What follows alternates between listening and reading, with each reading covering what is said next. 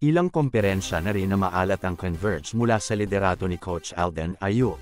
Tapos sa kasalukuyang komperensya, down at 0-2 nga ang simula ng Converge.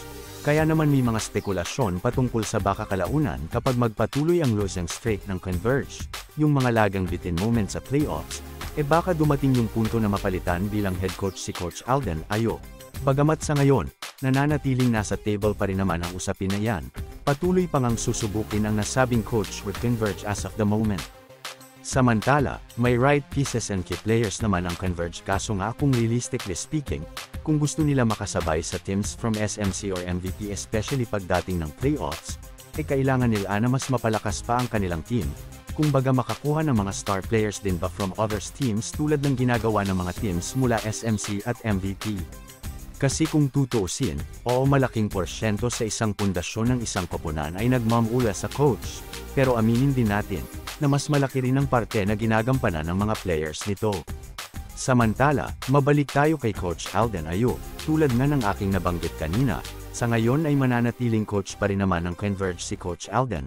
Bagamat syempre tulad ng ibang teams, nariyan lagi ang posibilidad na sila ay mapalitan, lalo na kung mapansin ng management na tila hindi na sila effective bilang head coach ng kanilang team. Sa kabilang balita naman tayo, Arvin Tolentino, tiyak na hindi rin magtatagal sa Batang Pierre. May mga spekulasyon patungkol sa pag-recruit muli ng SMC kay Arvin Tolentino, yun nga lamang, ang kaibahan, hindi na yan para sa Barangay Ginebra, kundi maalinman sa San Miguel Beermen, o sa Magnolia, bagamat sa ngayon, mas matunag ang koponan ng Magnolia Pambansang Manok Hotshots. Samantala, pagdating sa performance ni Arvin Tolentino, bakit nga ba interesado sa kanya ang SMC? At alam naman natin na malakas ang player kapag nagkaroon ng interes sa iyo ang isang SMC team. Well, tulad ng mga nakaraang komperensya, na very consistent, at very productive, ang kaibahan lang pala this conference, siguro dahilan na rin na all Filipino at walang imports. Mas mataas na rin po ang kanyang produksyon at mga numero para sa kanyang koponan. This conference, he is averaging 30 big points, just wow, import numbers na yan kung tutuusin, even with his side stats, of almost 8 rebounds, at almost 7 assists. Talagang mas umusbong ang career ni Tolentino at least as an individual player dito sa Batang Pierre. Sana nga lang, pag bumalik siya muli sa SMC, ganyan pa rin ang mamantain ng kanyang bagong team, yung kanyang golang at potential para di naman masayang, lalo na kung sa Magnolia mapupunta, isa ring team na may napakaraming players na inaasahan sa opensa.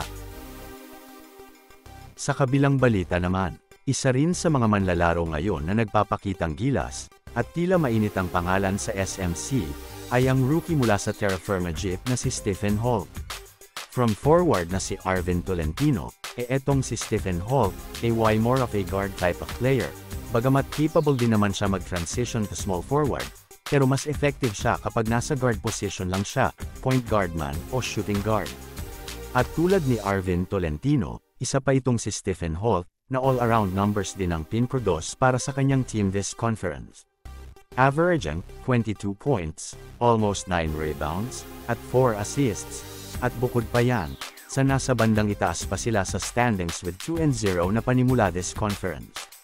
Kaya naman hindi na nakakapagtaka na para kay Stephen Holt, maka-attract siya ng mga teams na nais siyang makuha para sa kanilang koponan. Well kung tutuusin, even bago pa siya magpa-draft sa PBA, matunag at maugong na talaga ang kanyang pangalan sa mga teams lalo na mula SMC, paano ba naman kasi, kung tutuusin? Tila rookie lang ta sa papel, sa dami at sa lawak ng kanyang experiences sa international pa. Kaya no wonder na nakapag-adapt agad siya sa PBA.